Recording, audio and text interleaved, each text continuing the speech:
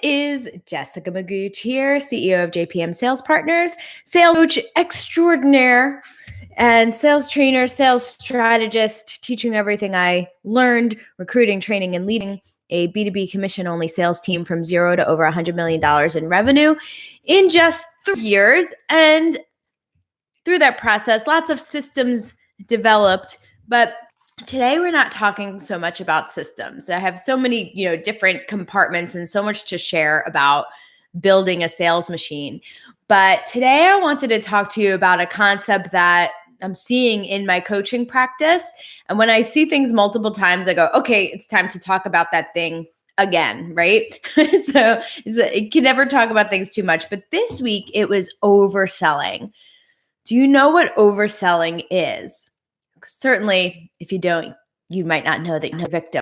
So I saw this a couple times in my, actually like 3 or 4 times this week in our coaching calls.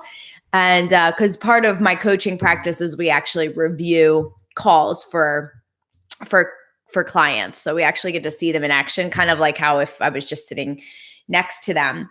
And it's really what I love about my practice and the size of my practice, that we're still operating in a very intimate, hands-on way that a very large sales training organization can't do, right? They can kind of lecture from the front of the room, but we're really like in there watching you and making sure that you're performing optimally. There's nothing that compares to that, right? You could learn as much as you want from TV, what you need in order to advance. So the concept of overselling is basically when the customer has indicated that they are going to buy, and the salesperson, so usually like they don't even recognize that it happened. That's the problem. So the client will indicate in some way that they're ready to move forward, but the salesperson will continue selling and continue in their process. So one example would be if you're giving a slide presentation. And this was one specific example that I had this week. Slide presentation. There was a question when this person was presenting, probably halfway through, and they answered the question, and then the client said, okay, yeah, okay, good, that sounds good. And the salesperson didn't really hear that. Usually that's because, well, I'll tell you why in a second, why that happens. Salesperson didn't hear it and continues to proceed with the presentation, going in depth with the case studies. And then the next part was the pricing, kind of explaining the pricing and why we price this way and overcoming, anticipated objections about the pricing, and then finally closing. And, as soon as I noticed it, I started typing in my notes, like, go for the close, what are you doing? So overselling is really dangerous because when the customer has said yes, or the customer is ready to go and you keep selling, you actually end up pushing them away. So he's like, no. Also, this thing should be, you should also have an objection about this, and you should also have an objection about this. Consider that like everything that's in your presentation is designed to overcome objections before they come up.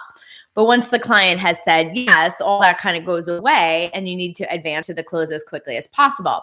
And that doesn't mean that you should skip information that's in your deck, but you're not going to spend the time on it that you would had the person not indicated a yes. I'll give you another example with pricing. So this person, like, we had mapped out like possible, responses to objections in the price. But instead of waiting for the customer to object to the price, they stated the price and then went on to explain 2 or 3 different ways, like why they price it that way, why it's this and not that. But the client never objected to it. So we don't want to plant objections in their head that aren't there to begin with. Like, yes, some people will object to the price. You'll handle that when it happens, but you don't have to assume that everyone's going to object to the price and overcome it. Because again, you end up pushing them away. Subconsciously, you're saying, this is something you should be concerned about. And I'm going to make sure that you really understand it so that you can give me objections. So where does that come from?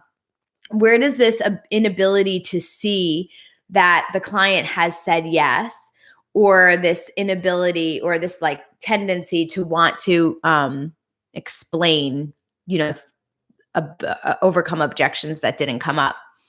The more you can accept that, and the faster you can accept that when you make a sale, it's your fault, and when you don't make a sale, it's your fault.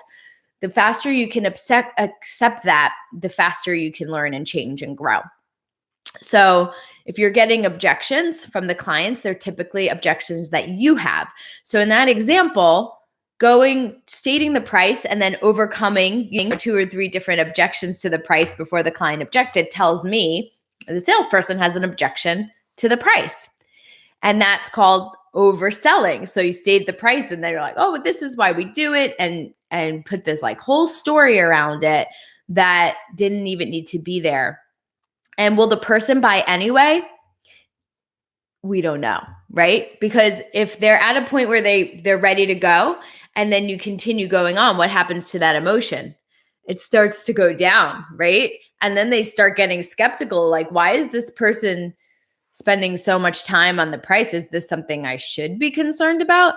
Why is this person spending so much time on case studies? Should I be concerned that there's, not enough proof? So you're actually like working against yourself in that way. And you'll end up inviting objections that you didn't need to overcome in the first place. Again, you don't tell what the price is, but we go through it in the manner of mentally knowing that the client has already said yes. So then how do you handle the rest of the presentation? So you want to advance to the close as quickly as possible after you heard the client say yes. I'm trying to think what the other example was. Yeah, this other person, it was on the pricing slide, and the client said, okay, yeah. And she said, okay, so do you want to go forward? And she said, yeah. And she said, okay, so do you want to fill out the application now? Like she closed her like 4 different times, and she said yes once. Just start filling the application out. You're just inviting them, or you're subconsciously communicating to them that they should say no, because you believe that they're going to say no, because you came into the sales situation without assuming the sale. So you want to assume the sale. And when the client says yes, you just start filling out that application or whatever the next step is in your sales process. It requires that you know what that closing question is. Lots of people don't even have a closing question. They just wait for the client to tell them what the next steps are. Shame, right? Because sales is about closing. So if you're not actually trying to close the customer, that's like number 1 to deal with. But advance right to that closing question. So whether it was in the middle of the slide deck or on the pricing slide, and the person's like, okay, sounds good. Instead of continuing to ask them questions or sell them, just start filling out that application. Okay, okay, so you can make the check out to blah, blah, blah. Or, okay, which credit card would you like to use? And so go right into assuming the sale instead of backtracking and say, are you sure?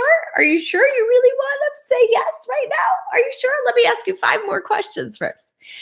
All right. Well, I hope you guys have a wonderful week, and pay attention to that in your own calls. And if you're, coach or a manager, paying attention to that as you're watching your salespeople. Yes, we want to stick to a script and follow a process, but we also have to be flexible within that, because the client can say yes sooner than we expect.